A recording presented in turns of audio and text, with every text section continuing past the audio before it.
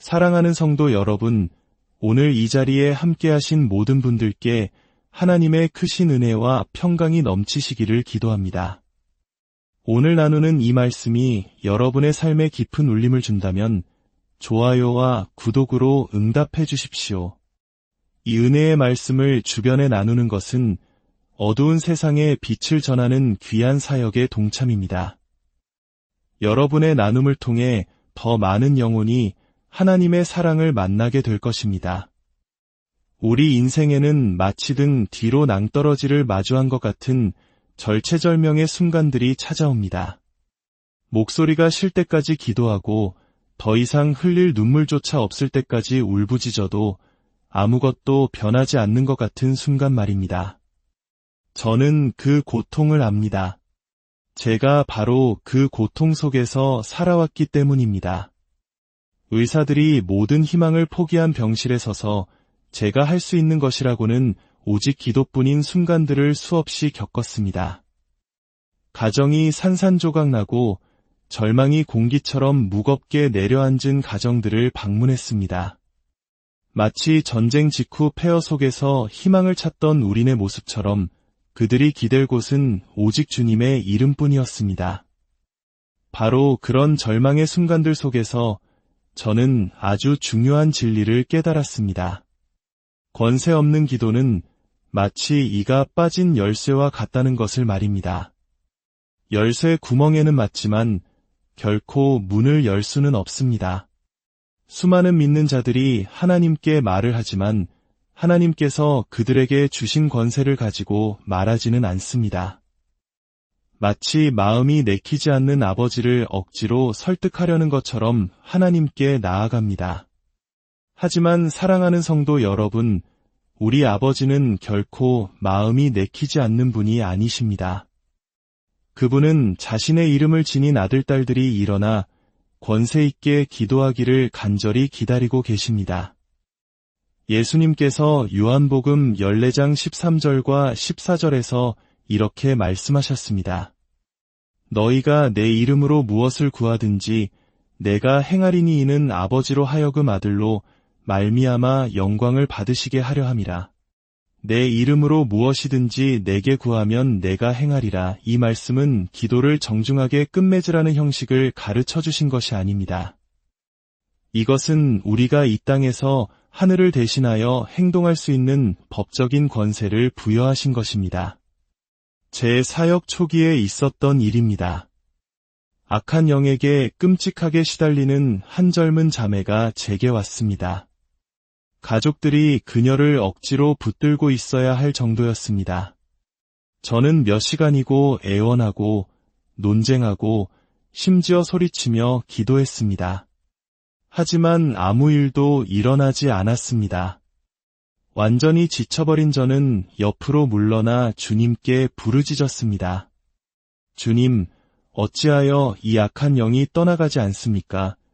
그때 성령님께서 제게 너무나도 분명하게 말씀하셨습니다. 저는 그 음성을 오늘날까지도 생생히 기억합니다.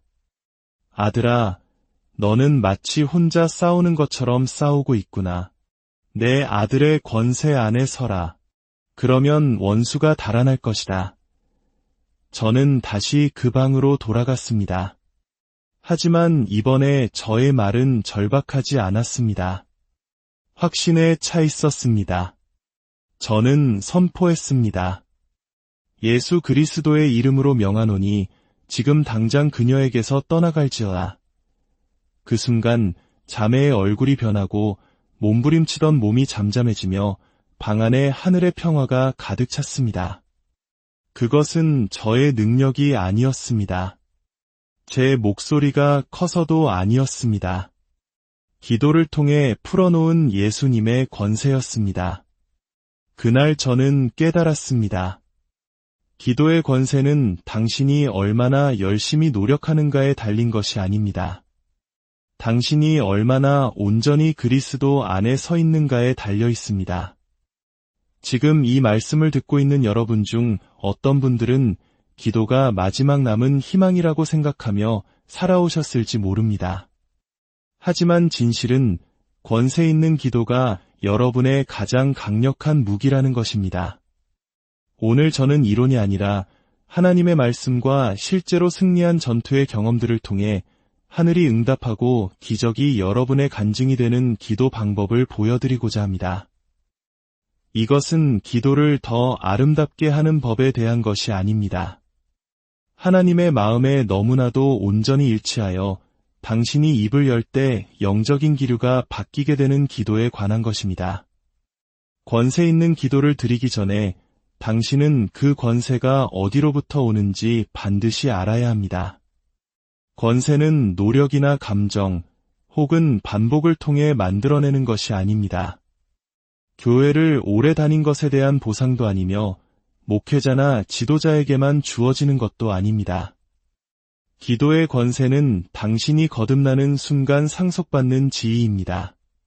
당신이 당신의 삶을 예수님께 드렸을 때 당신은 단지 용서만 받은 것이 아닙니다. 당신은 새로운 자리에 앉게 된 것입니다. 에베소서 2장 6절은 말씀합니다. 또 함께 일으키사 그리스도 예수 안에서 함께 하늘에 앉히시니 이것이 무엇을 의미하는지 아시겠습니까?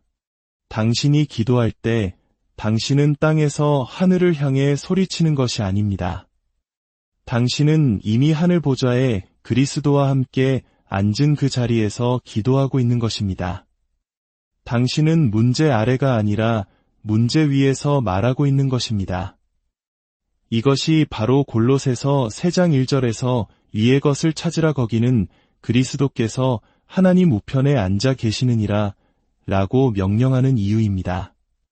당신의 관점이 그리스도 안에서의 당신의 지위로 옮겨갈 때 기도의 언어가 바뀝니다. 주님, 가능하다면 저를 좀 도와주세요 라고 말하는 것을 멈추고 예수님의 이름으로 내가 이 질병에게 떠나라고 명한다. 내가 이 문에게 열리라고 명한다. 내가 이 사슬에게 끊어지라고 명한다라고 선포하기 시작합니다.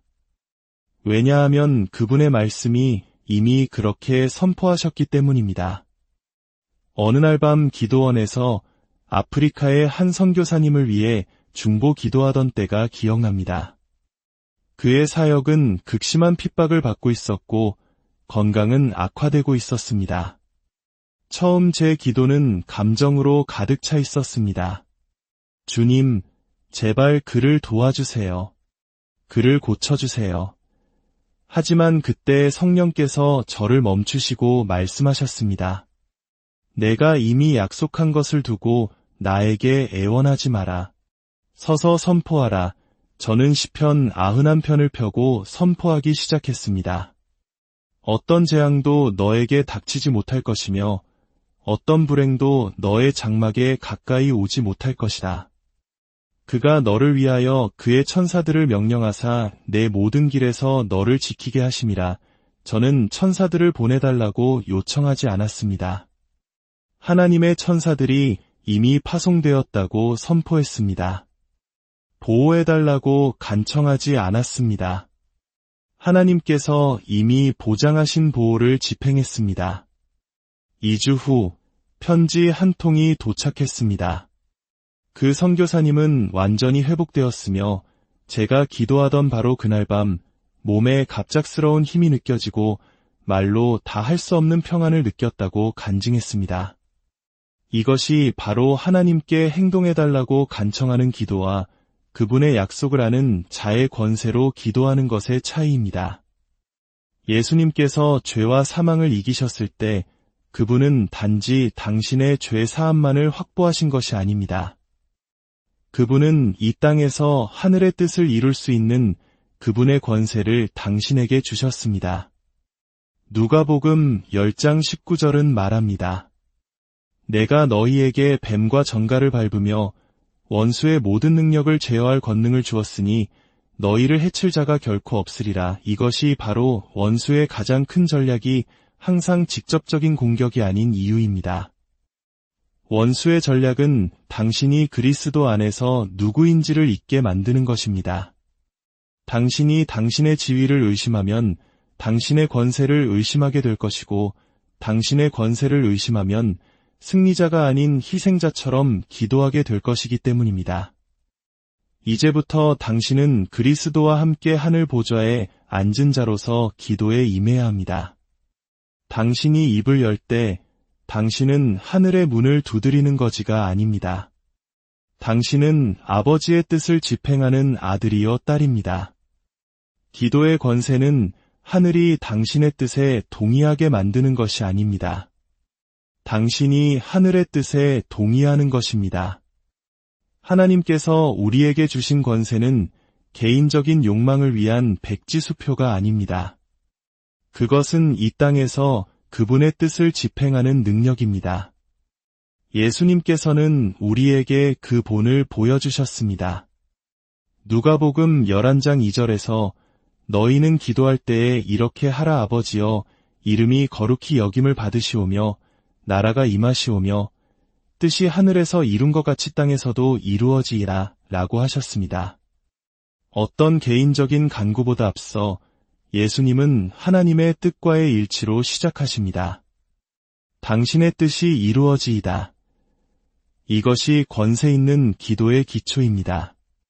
당신의 말이 하나님께서 이미 말씀하신 것과 일치할 때 당신은 단지 구하는 것이 아니라 집행하는 것입니다.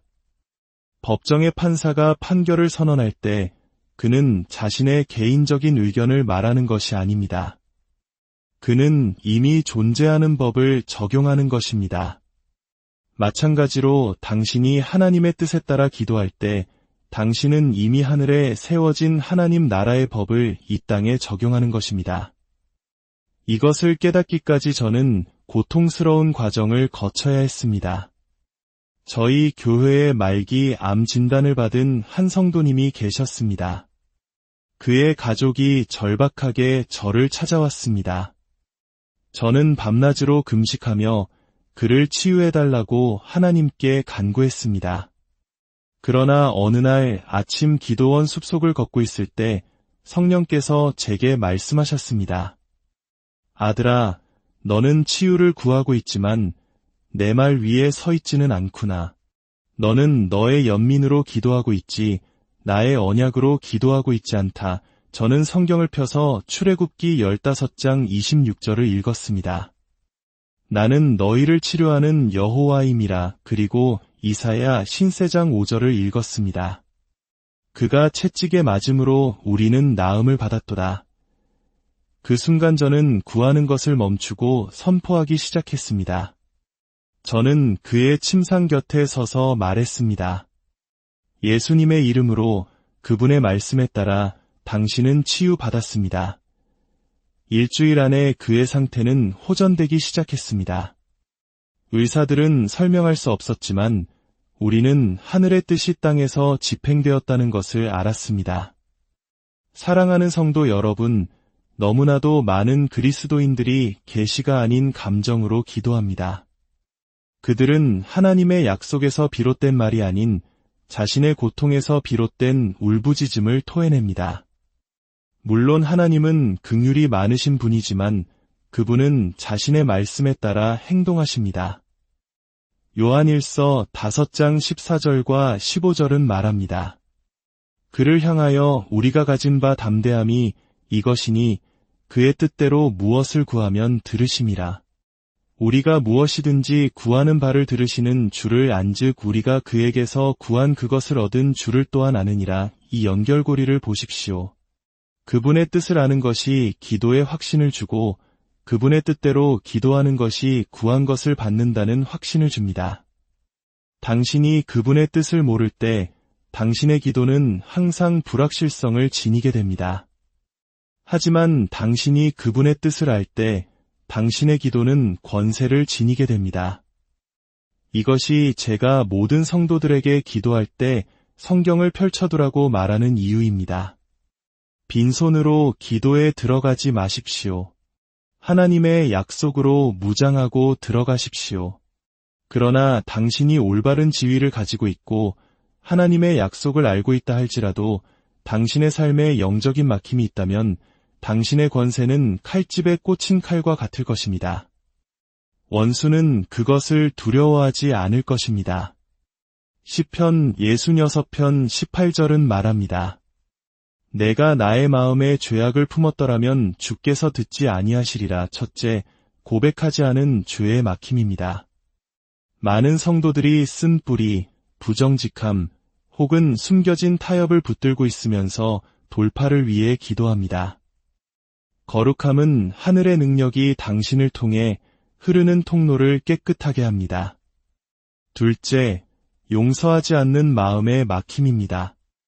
예수님은 마가복음 11장 25절에서 분명히 말씀하셨습니다. 서서 기도할 때에 아무에게나 혐의가 있거든 용서하라. 그리하여야 하늘에 계신 너희 아버지께서도 너희 허물을 사하여 주시리라. 용서하지 않음은 당신의 영적 권세의 파이프에 낀 녹과 같습니다. 그것이 닿는 모든 것을 부식시킵니다. 용서는 다른 사람을 자유롭게 할 뿐만 아니라 당신의 기도가 하나님 앞에 아무런 방해 없이 올라가도록 자유롭게 합니다. 셋째, 의심의 막힘입니다. 야고보서 1장 6절에서 7절은 경고합니다. 오직 믿음으로 구하고 조금도 의심하지 말라.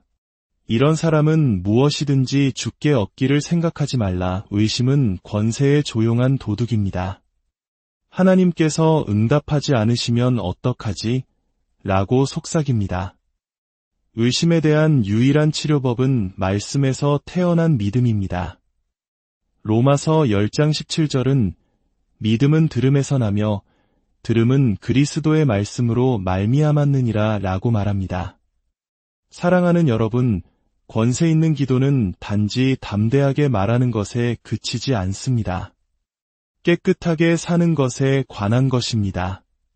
당신의 마음이 순결하고 당신의 영이 자유로우며 당신의 믿음이 흔들리지 않을 때 당신의 기도의 권세는 영적 영역에서 부인할 수 없는 것이 됩니다.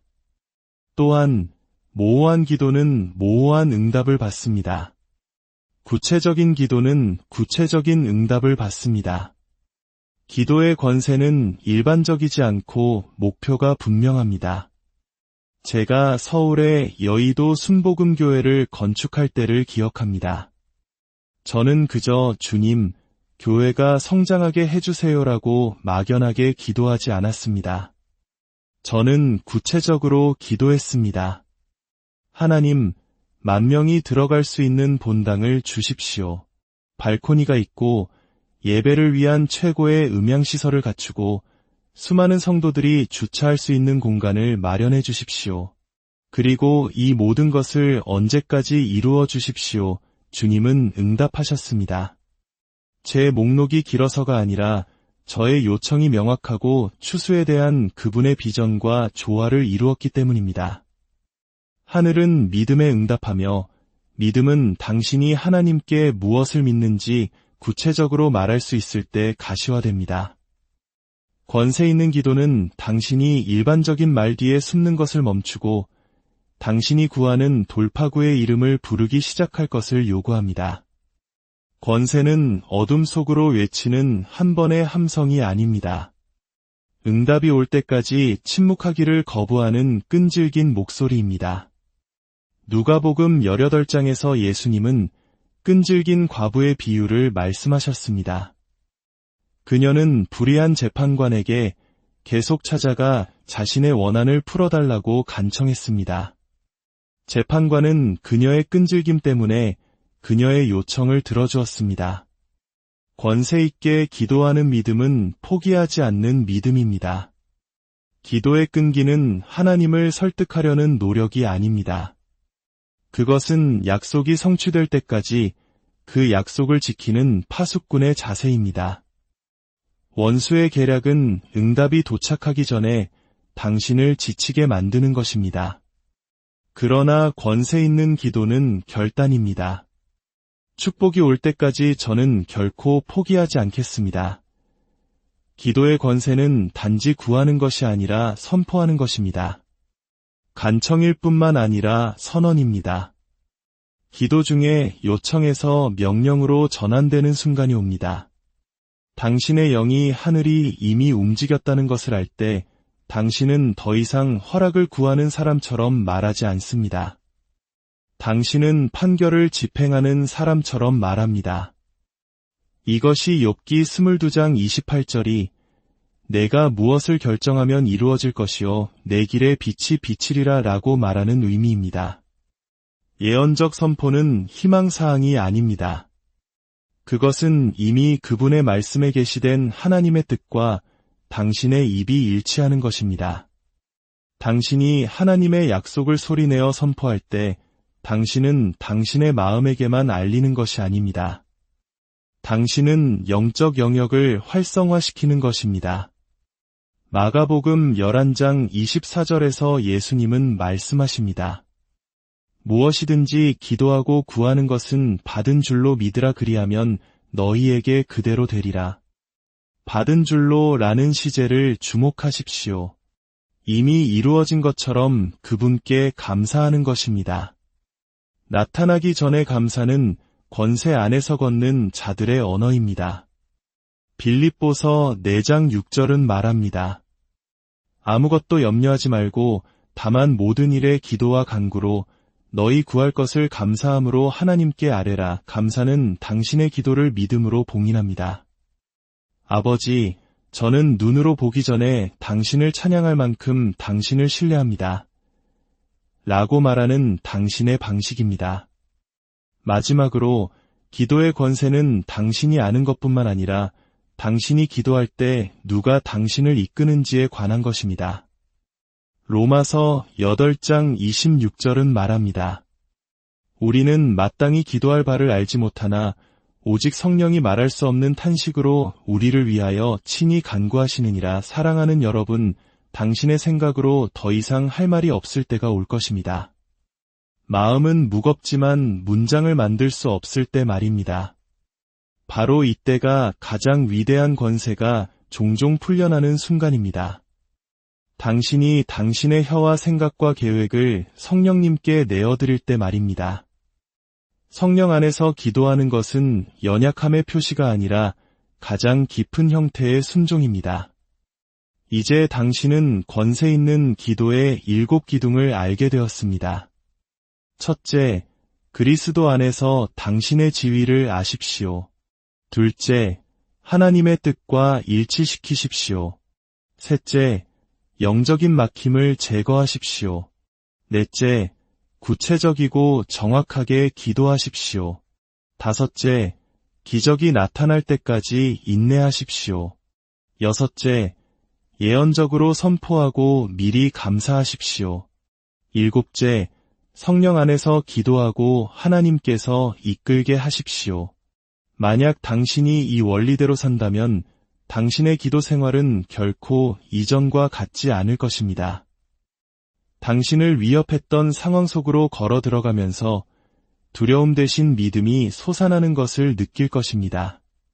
질병에게 말하면 치유를 볼 것이고 닫힌 문에게 말하면 열리는 것을 볼 것이며 산을 향해 말하면 옮겨지는 것을 볼 것입니다. 이것은 이론이 아닙니다.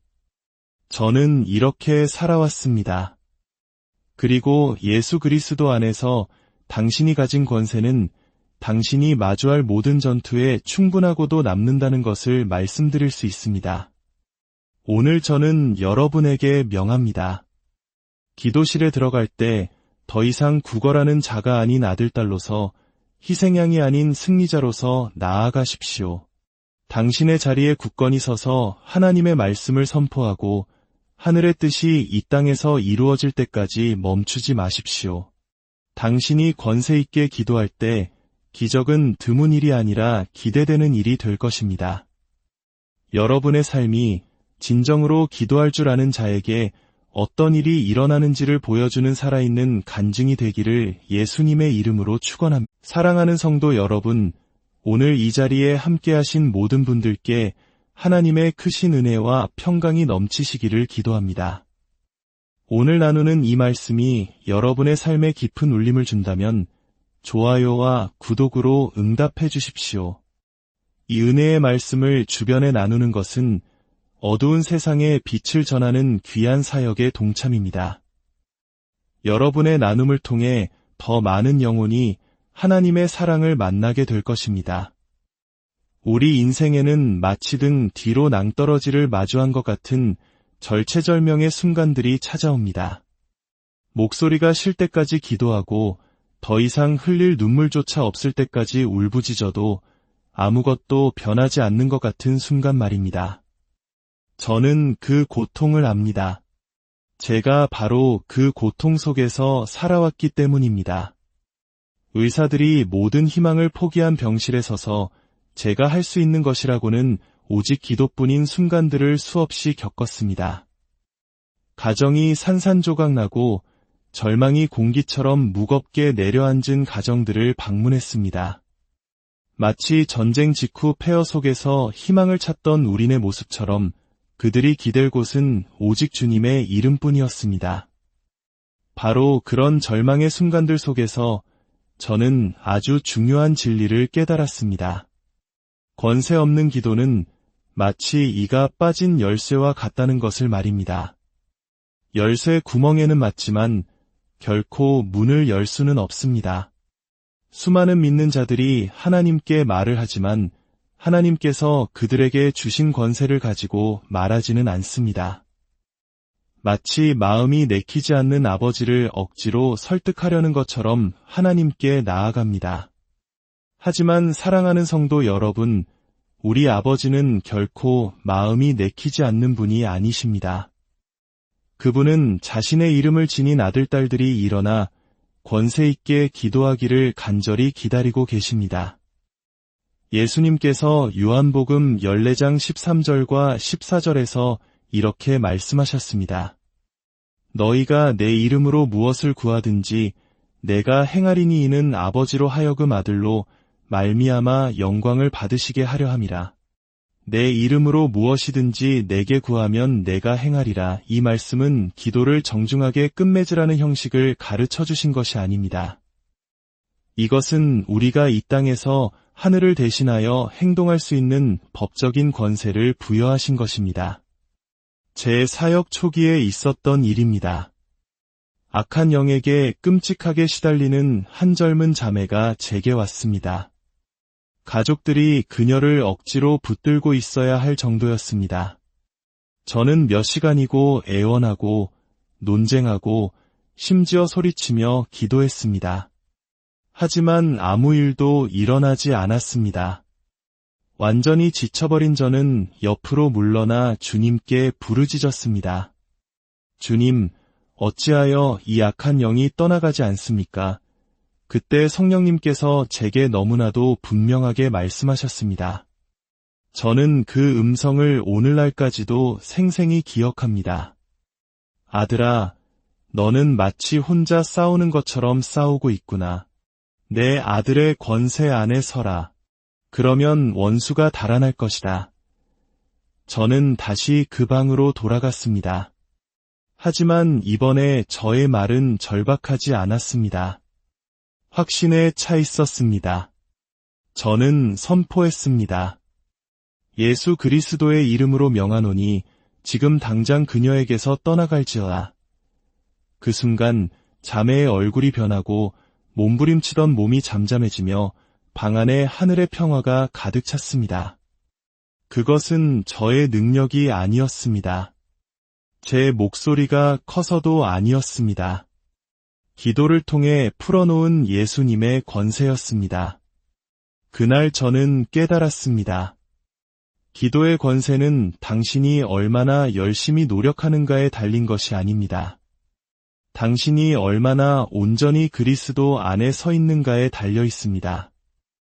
지금 이 말씀을 듣고 있는 여러분 중 어떤 분들은 기도가 마지막 남은 희망이라고 생각하며 살아오셨을지 모릅니다. 하지만 진실은 권세 있는 기도가 여러분의 가장 강력한 무기라는 것입니다. 오늘 저는 이론이 아니라 하나님의 말씀과 실제로 승리한 전투의 경험들을 통해 하늘이 응답하고 기적이 여러분의 간증이 되는 기도 방법을 보여드리고자 합니다. 이것은 기도를 더 아름답게 하는 법에 대한 것이 아닙니다. 하나님의 마음에 너무나도 온전히 일치하여 당신이 입을 열 때 영적인 기류가 바뀌게 되는 기도에 관한 것입니다. 권세 있는 기도를 드리기 전에 당신은 그 권세가 어디로부터 오는지 반드시 알아야 합니다. 권세는 노력이나 감정, 혹은 반복을 통해 만들어내는 것이 아닙니다. 교회를 오래 다닌 것에 대한 보상도 아니며 목회자나 지도자에게만 주어지는 것도 아닙니다. 기도의 권세는 당신이 거듭나는 순간 상속받는 지위입니다. 당신이 당신의 삶을 예수님께 드렸을 때 당신은 단지 용서만 받은 것이 아닙니다.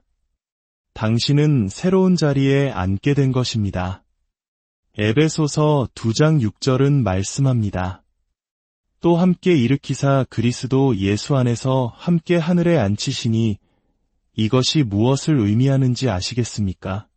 당신이 기도할 때 당신은 땅에서 하늘을 향해 소리치는 것이 아닙니다.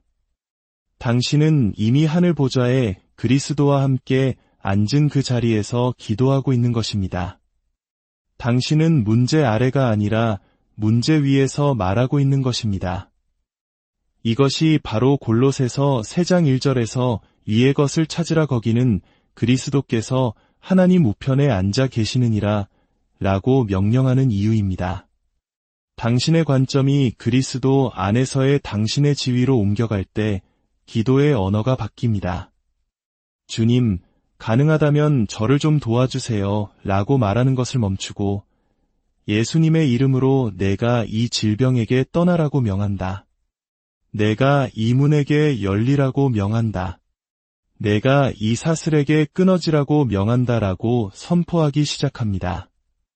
왜냐하면 그분의 말씀이 이미 그렇게 선포하셨기 때문입니다.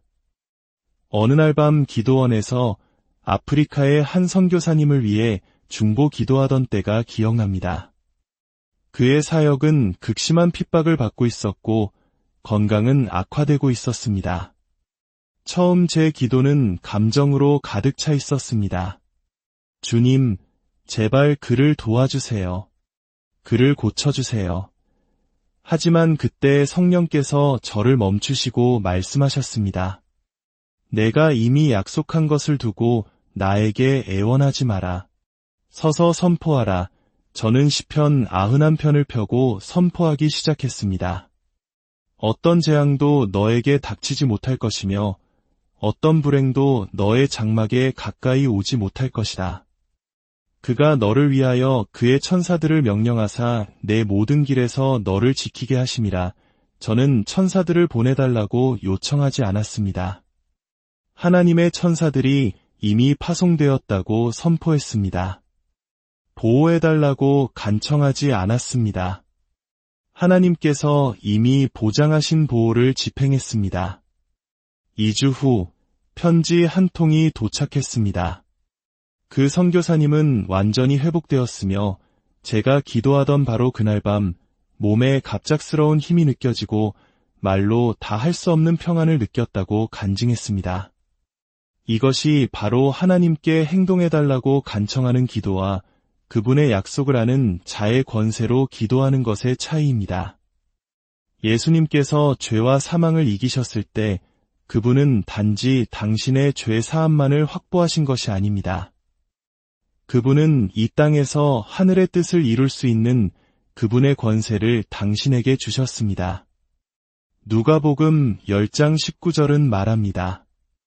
내가 너희에게 뱀과 전갈을 밟으며 원수의 모든 능력을 제어할 권능을 주었으니 너희를 해칠 자가 결코 없으리라. 이것이 바로 원수의 가장 큰 전략이 항상 직접적인 공격이 아닌 이유입니다. 원수의 전략은 당신이 그리스도 안에서 누구인지를 잊게 만드는 것입니다. 당신이 당신의 지위를 의심하면 당신의 권세를 의심하게 될 것이고 당신의 권세를 의심하면 승리자가 아닌 희생자처럼 기도하게 될 것이기 때문입니다. 이제부터 당신은 그리스도와 함께 하늘 보좌에 앉은 자로서 기도에 임해야 합니다. 당신이 입을 열 때 당신은 하늘의 문을 두드리는 거지가 아닙니다. 당신은 아버지의 뜻을 집행하는 아들이요 딸입니다. 기도의 권세는 하늘이 당신의 뜻에 동의하게 만드는 것이 아닙니다. 당신이 하늘의 뜻에 동의하는 것입니다. 하나님께서 우리에게 주신 권세는 개인적인 욕망을 위한 백지수표가 아닙니다. 그것은 이 땅에서 그분의 뜻을 집행하는 능력입니다.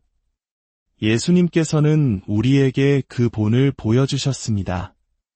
누가복음 11장 2절에서 너희는 기도할 때에 이렇게 하라 아버지여 이름이 거룩히 여김을 받으시오며 나라가 임하시오며 뜻이 하늘에서 이룬 것 같이 땅에서도 이루어지이라 라고 하셨습니다.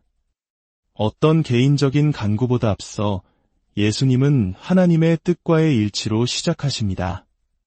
당신의 뜻이 이루어지이다. 이것이 권세 있는 기도의 기초입니다. 당신의 말이 하나님께서 이미 말씀하신 것과 일치할 때 당신은 단지 구하는 것이 아니라 집행하는 것입니다. 법정의 판사가 판결을 선언할 때 그는 자신의 개인적인 의견을 말하는 것이 아닙니다. 그는 이미 존재하는 법을 적용하는 것입니다. 마찬가지로 당신이 하나님의 뜻에 따라 기도할 때 당신은 이미 하늘에 세워진 하나님 나라의 법을 이 땅에 적용하는 것입니다. 이것을 깨닫기까지 저는 고통스러운 과정을 거쳐야 했습니다. 저희 교회의 말기 암 진단을 받은 한 성도님이 계셨습니다. 그의 가족이 절박하게 저를 찾아왔습니다. 저는 밤낮으로 금식하며 그를 치유해달라고 하나님께 간구했습니다. 그러나 어느 날 아침 기도원 숲속을 걷고 있을 때 성령께서 제게 말씀하셨습니다. 아들아, 너는 치유를 구하고 있지만 내 말 위에 서 있지는 않구나. 너는 너의 연민으로 기도하고 있지 나의 언약으로 기도하고 있지 않다. 저는 성경을 펴서 출애굽기 15장 26절을 읽었습니다. 나는 너희를 치료하는 여호와임이라. 그리고 이사야 신세장 5절을 읽었습니다.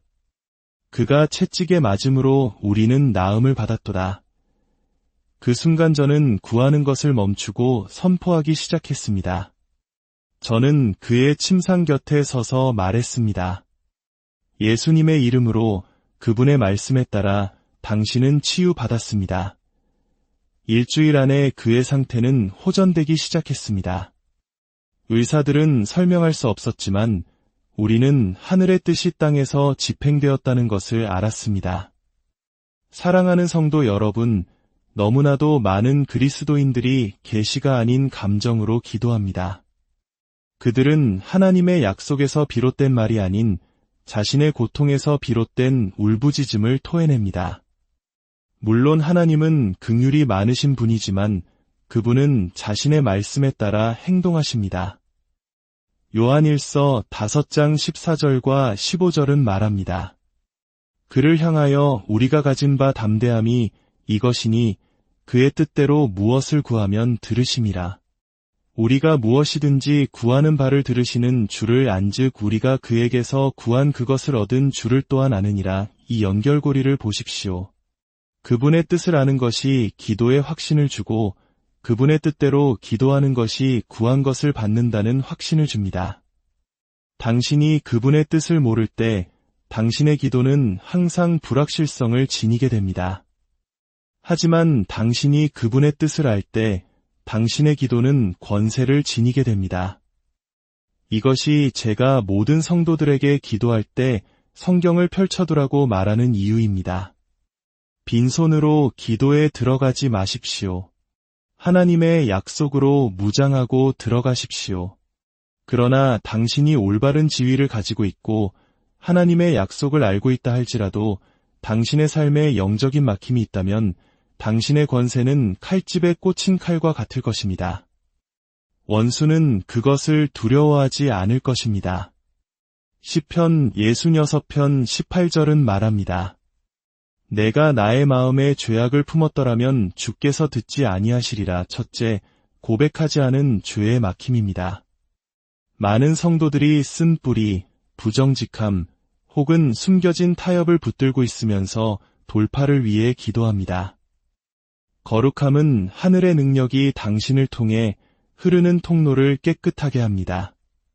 둘째, 용서하지 않는 마음의 막힘입니다.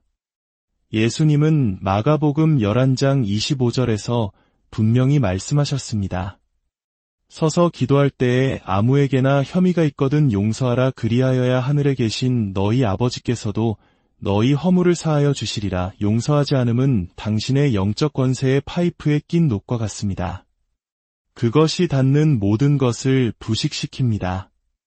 용서는 다른 사람을 자유롭게 할 뿐만 아니라 당신의 기도가 하나님 앞에 아무런 방해 없이 올라가도록 자유롭게 합니다. 셋째, 의심의 막힘입니다. 야고보서 1장 6절에서 7절은 경고합니다. 오직 믿음으로 구하고 조금도 의심하지 말라. 이런 사람은 무엇이든지 주께 얻기를 생각하지 말라. 의심은 권세의 조용한 도둑입니다. 하나님께서 응답하지 않으시면 어떡하지? 라고 속삭입니다. 의심에 대한 유일한 치료법은 말씀에서 태어난 믿음입니다. 로마서 10장 17절은 믿음은 들음에서 나며 들음은 그리스도의 말씀으로 말미암았느니라 라고 말합니다. 사랑하는 여러분, 권세 있는 기도는 단지 담대하게 말하는 것에 그치지 않습니다. 깨끗하게 사는 것에 관한 것입니다. 당신의 마음이 순결하고 당신의 영이 자유로우며 당신의 믿음이 흔들리지 않을 때 당신의 기도의 권세는 영적 영역에서 부인할 수 없는 것이 됩니다.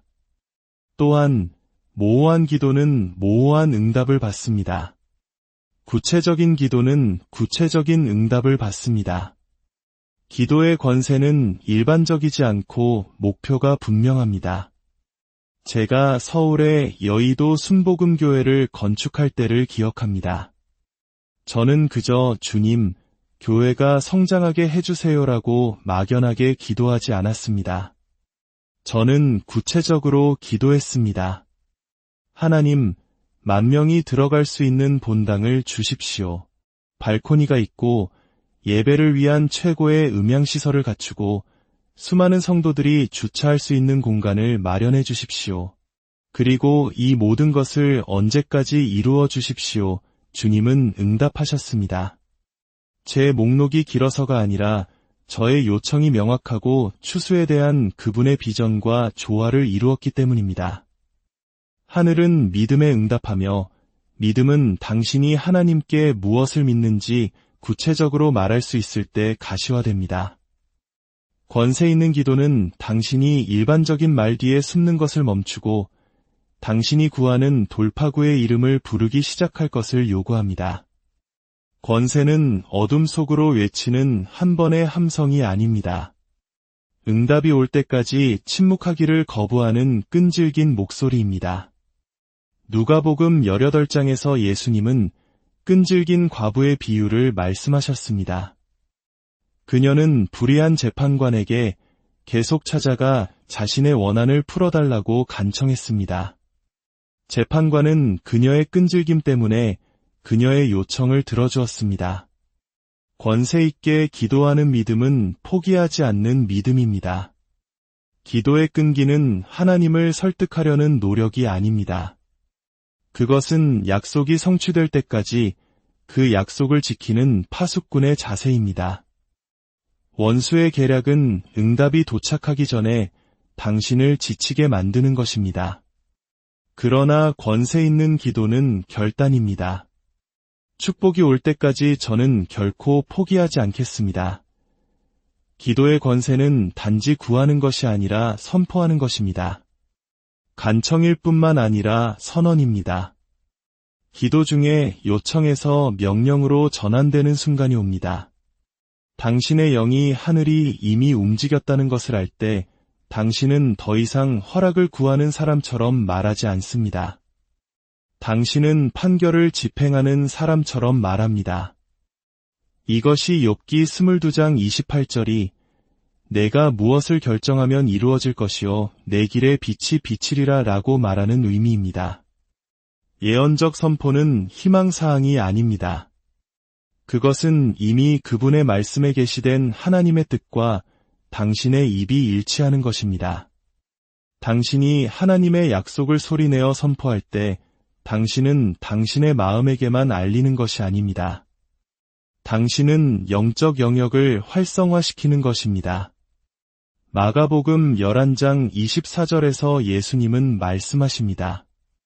무엇이든지 기도하고 구하는 것은 받은 줄로 믿으라 그리하면 너희에게 그대로 되리라. 받은 줄로 라는 시제를 주목하십시오. 이미 이루어진 것처럼 그분께 감사하는 것입니다. 나타나기 전의 감사는 권세 안에서 걷는 자들의 언어입니다. 빌립보서 4장 6절은 말합니다. 아무것도 염려하지 말고 다만 모든 일에 기도와 간구로 너희 구할 것을 감사함으로 하나님께 아뢰라. 감사는 당신의 기도를 믿음으로 봉인합니다. 아버지, 저는 눈으로 보기 전에 당신을 찬양할 만큼 당신을 신뢰합니다. 라고 말하는 당신의 방식입니다. 마지막으로 기도의 권세는 당신이 아는 것뿐만 아니라 당신이 기도할 때 누가 당신을 이끄는지에 관한 것입니다. 로마서 8장 26절은 말합니다. 우리는 마땅히 기도할 바를 알지 못하나 오직 성령이 말할 수 없는 탄식으로 우리를 위하여 친히 간구하시느니라. 사랑하는 여러분, 당신의 생각으로 더 이상 할 말이 없을 때가 올 것입니다. 마음은 무겁지만 문장을 만들 수 없을 때 말입니다. 바로 이때가 가장 위대한 권세가 종종 풀려나는 순간입니다. 당신이 당신의 혀와 생각과 계획을 성령님께 내어드릴 때 말입니다. 성령 안에서 기도하는 것은 연약함의 표시가 아니라 가장 깊은 형태의 순종입니다. 이제 당신은 권세 있는 기도의 7 기둥을 알게 되었습니다. 첫째, 그리스도 안에서 당신의 지위를 아십시오. 둘째, 하나님의 뜻과 일치시키십시오. 셋째, 영적인 막힘을 제거하십시오. 넷째, 구체적이고 정확하게 기도하십시오. 다섯째, 기적이 나타날 때까지 인내하십시오. 여섯째, 예언적으로 선포하고 미리 감사하십시오. 일곱째, 성령 안에서 기도하고 하나님께서 이끌게 하십시오. 만약 당신이 이 원리대로 산다면 당신의 기도 생활은 결코 이전과 같지 않을 것입니다. 당신을 위협했던 상황 속으로 걸어 들어가면서 두려움 대신 믿음이 솟아나는 것을 느낄 것입니다. 질병에게 말하면 치유를 볼 것이고 닫힌 문에게 말하면 열리는 것을 볼 것이며 산을 향해 말하면 옮겨지는 것을 볼 것입니다. 이것은 이론이 아닙니다. 저는 이렇게 살아왔습니다. 그리고 예수 그리스도 안에서 당신이 가진 권세는 당신이 마주할 모든 전투에 충분하고도 남는다는 것을 말씀드릴 수 있습니다. 오늘 저는 여러분에게 명합니다. 기도실에 들어갈 때 더 이상 구걸하는 자가 아닌 아들딸로서 희생양이 아닌 승리자로서 나아가십시오. 당신의 자리에 굳건히 서서 하나님의 말씀을 선포하고 하늘의 뜻이 이 땅에서 이루어질 때까지 멈추지 마십시오. 당신이 권세 있게 기도할 때 기적은 드문 일이 아니라 기대되는 일이 될 것입니다. 여러분의 삶이 진정으로 기도할 줄 아는 자에게 어떤 일이 일어나는지를 보여주는 살아있는 간증이 되기를 예수님의 이름으로 축원합니다. 사랑하는 성도 여러분, 오늘 이 자리에 함께하신 모든 분들께 하나님의 크신 은혜와 평강이 넘치시기를 기도합니다. 오늘 나누는 이 말씀이 여러분의 삶에 깊은 울림을 준다면 좋아요와 구독으로 응답해 주십시오. 이 은혜의 말씀을 주변에 나누는 것은 어두운 세상에 빛을 전하는 귀한 사역의 동참입니다. 여러분의 나눔을 통해 더 많은 영혼이 하나님의 사랑을 만나게 될 것입니다.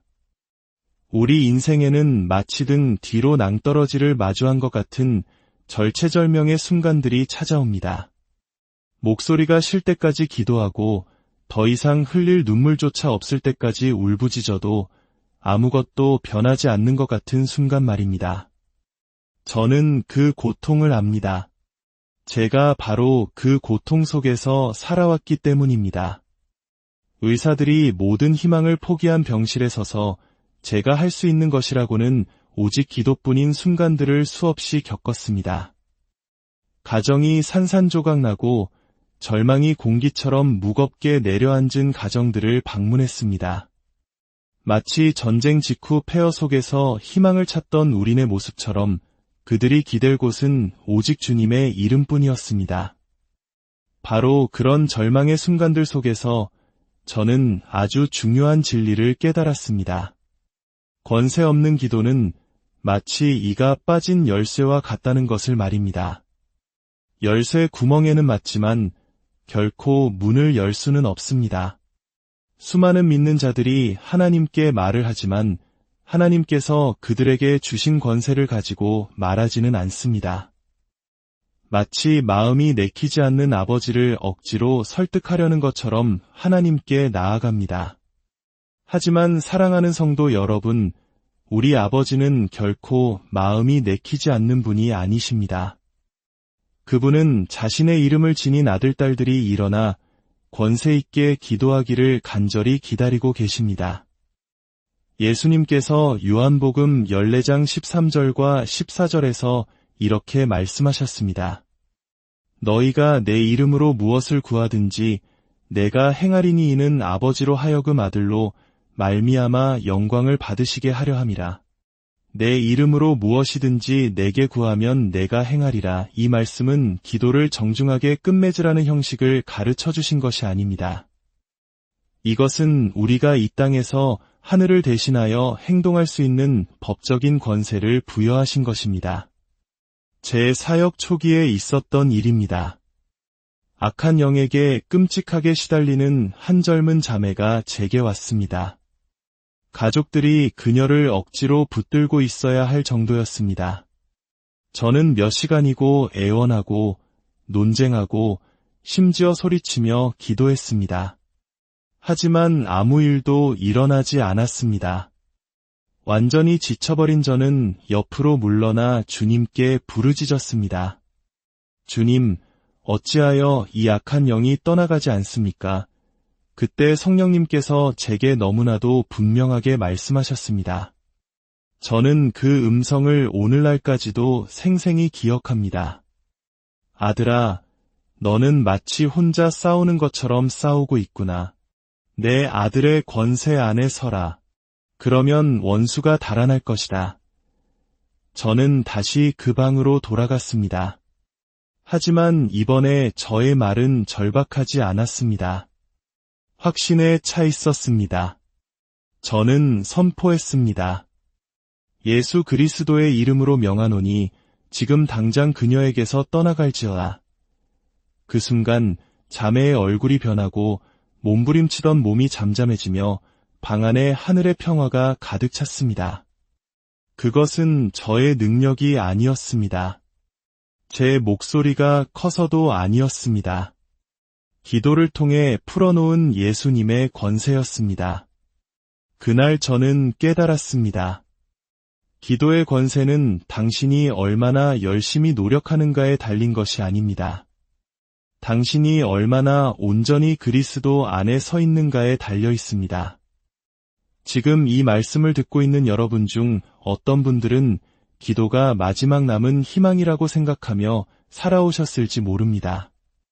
하지만 진실은 권세 있는 기도가 여러분의 가장 강력한 무기라는 것입니다. 오늘 저는 이론이 아니라 하나님의 말씀과 실제로 승리한 전투의 경험들을 통해 하늘이 응답하고 기적이 여러분의 간증이 되는 기도 방법을 보여드리고자 합니다. 이것은 기도를 더 아름답게 하는 법에 대한 것이 아닙니다. 하나님의 마음에 너무나도 온전히 일치하여 당신이 입을 열 때 영적인 기류가 바뀌게 되는 기도에 관한 것입니다.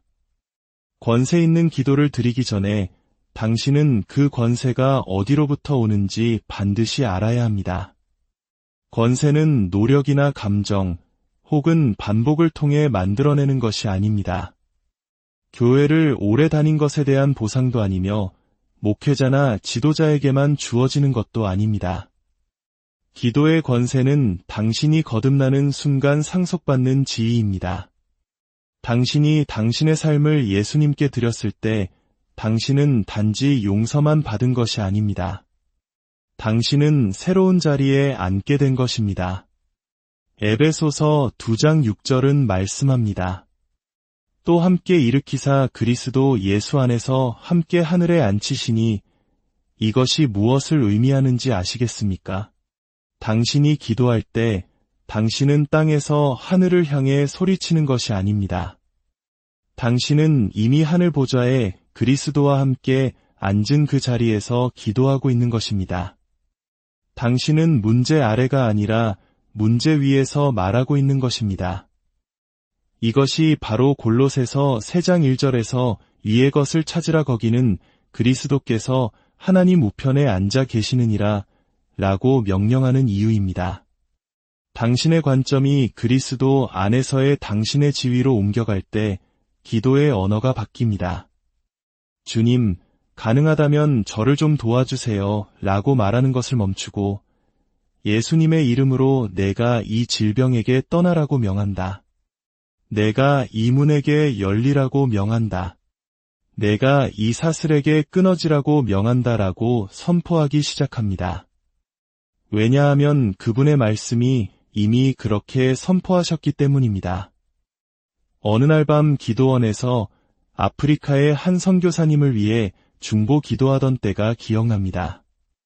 그의 사역은 극심한 핍박을 받고 있었고 건강은 악화되고 있었습니다.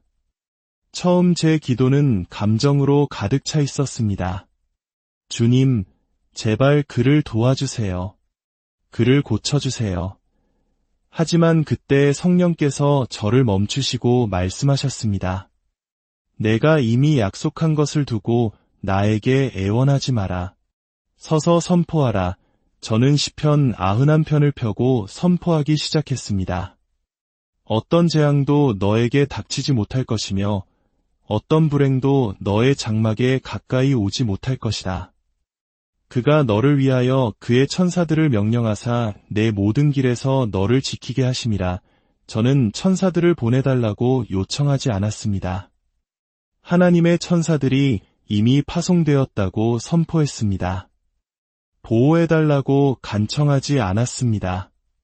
하나님께서 이미 보장하신 보호를 집행했습니다. 2주 후 편지 한 통이 도착했습니다. 그 선교사님은 완전히 회복되었으며 제가 기도하던 바로 그날 밤 몸에 갑작스러운 힘이 느껴지고 말로 다 할 수 없는 평안을 느꼈다고 간증했습니다. 이것이 바로 하나님께 행동해달라고 간청하는 기도와 그분의 약속을 아는 자의 권세로 기도하는 것의 차이입니다. 예수님께서 죄와 사망을 이기셨을 때 그분은 단지 당신의 죄 사함만을 확보하신 것이 아닙니다. 그분은 이 땅에서 하늘의 뜻을 이룰 수 있는 그분의 권세를 당신에게 주셨습니다. 누가복음 10장 19절은 말합니다. 내가 너희에게 뱀과 정갈을 밟으며 원수의 모든 능력을 제어할 권능을 주었으니 너희를 해칠 자가 결코 없으리라. 이것이 바로 원수의 가장 큰 전략이 항상 직접적인 공격이 아닌 이유입니다. 원수의 전략은 당신이 그리스도 안에서 누구인지를 잊게 만드는 것입니다. 당신이 당신의 지위를 의심하면 당신의 권세를 의심하게 될 것이고 당신의 권세를 의심하면 승리자가 아닌 희생자처럼 기도하게 될 것이기 때문입니다. 이제부터 당신은 그리스도와 함께 하늘 보좌에 앉은 자로서 기도에 임해야 합니다. 당신이 입을 열 때 당신은 하늘의 문을 두드리는 거지가 아닙니다. 당신은 아버지의 뜻을 집행하는 아들이요 딸입니다. 기도의 권세는 하늘이 당신의 뜻에 동의하게 만드는 것이 아닙니다. 당신이 하늘의 뜻에 동의하는 것입니다. 하나님께서 우리에게 주신 권세는 개인적인 욕망을 위한 백지수표가 아닙니다. 그것은 이 땅에서 그분의 뜻을 집행하는 능력입니다. 예수님께서는 우리에게 그 본을 보여주셨습니다. 누가복음 11장 2절에서 너희는 기도할 때에 이렇게 하라 아버지여 이름이 거룩히 여김을 받으시오며 나라가 임하시오며 뜻이 하늘에서 이룬 것 같이 땅에서도 이루어지이라 라고 하셨습니다. 어떤 개인적인 간구보다 앞서 예수님은 하나님의 뜻과의 일치로 시작하십니다. 당신의 뜻이 이루어지이다. 이것이 권세 있는 기도의 기초입니다.